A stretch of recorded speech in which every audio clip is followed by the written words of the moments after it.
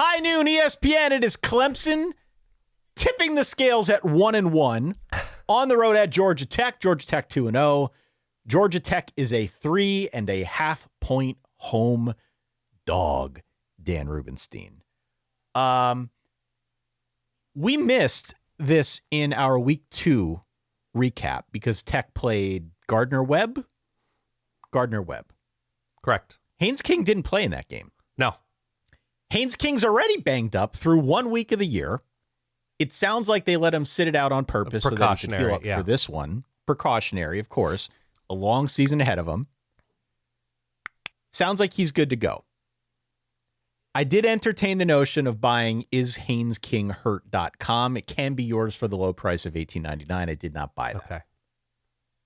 But the answer is generally yes, if you're wondering. Yes. Clemson's won the last 9 meetings in this matchup. 8 of those 9 have been by double digits, including the one last year when they won 42-21. Yes. A lot of people are high on Georgia Tech. I might be higher than everybody on Clemson, perhaps even to this day. Are you pulling the upset here if you're Georgia Tech? Are you covering the point spread at home if you're Georgia Tech? What is your game plan if you're Georgia Tech? If you're Georgia Tech, what's the game plan? Let Clemson beat itself, maybe? So that sounds very simple, but it's sort of you have to yourself be buttoned up. You yourself can't shoot yourself in the foot. You yourself have to have a very specific vision and stick with it, whether or not it's working early. But hang around and wait for Clemson to make mistakes. And it wasn't pretty last week. That doesn't define who Clemson is this season. I like the spot for Clemson, actually. And it's not the Haynes King thing. It's not a real road game. I mean, it is, but it's a very close distance to cover. So there's not flying across the country or flying to Boston or something like that for Clemson. It's an easy ride. And I think Clemson getting that kind of wake-up call last week, going down whatever it was, 16-0, 16-3 to Troy, I think that's extremely helpful early on in the season.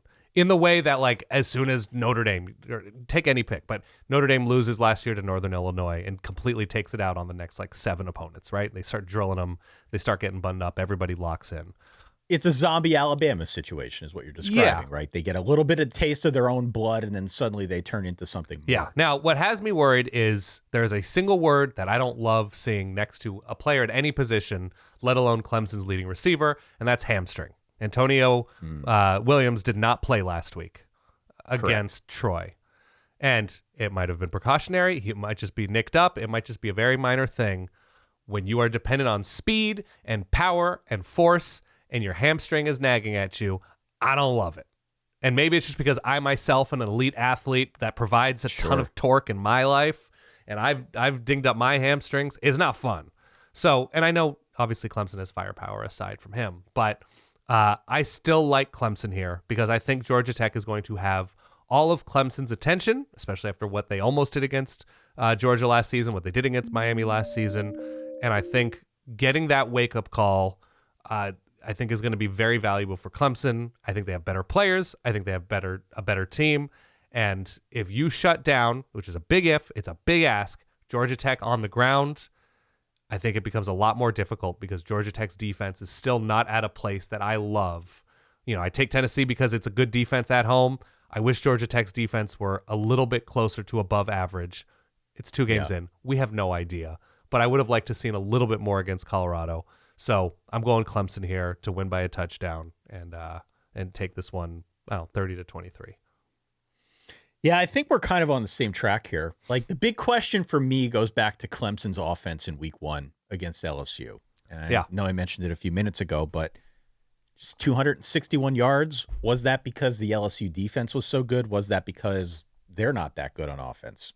Or they're still trying to get it together on offense? Even last week, they outgained Troy, I think, by a total of 5 yards. And most of that was in the second half. They had a sluggish start. They had a weather delay. They had some injuries. We don't need to relitigate that. But I think the Clemson offense question is obviously more of an existential thing that we're going to have to talk about over the course of the season. And this is like another important step to trying to understand where they're at.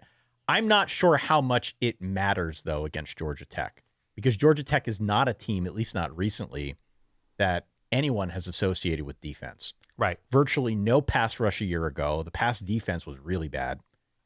I think they've got the talent to be better this season, but I'm not expecting any kind of shutdown defensive effort from them in this one against Clemson. So I think this is a lot of fun.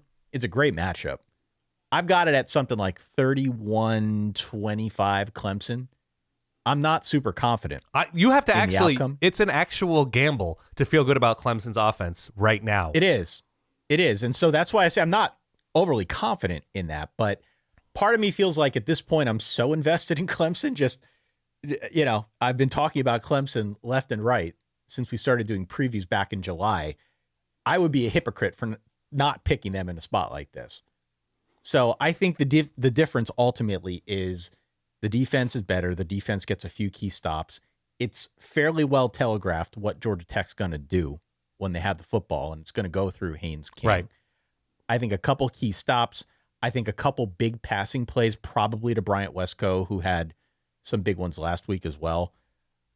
31-25 is sort of what I'm thinking, but I think it's a good game, and I think it's a lot of fun. It's a great matchup in the early part of the day. By the way, if Clemson doesn't score 30 points this week, I think I might just be done with Clemson as a national championship contender. There's something very risk-averse and scared and shriveling about this Clemson offensive vision that I'm just not on board with, given the experience and given the potential. Hey, thanks for watching, and now would be a great time to consider subscribing. It helps support the show, and it would mean a ton.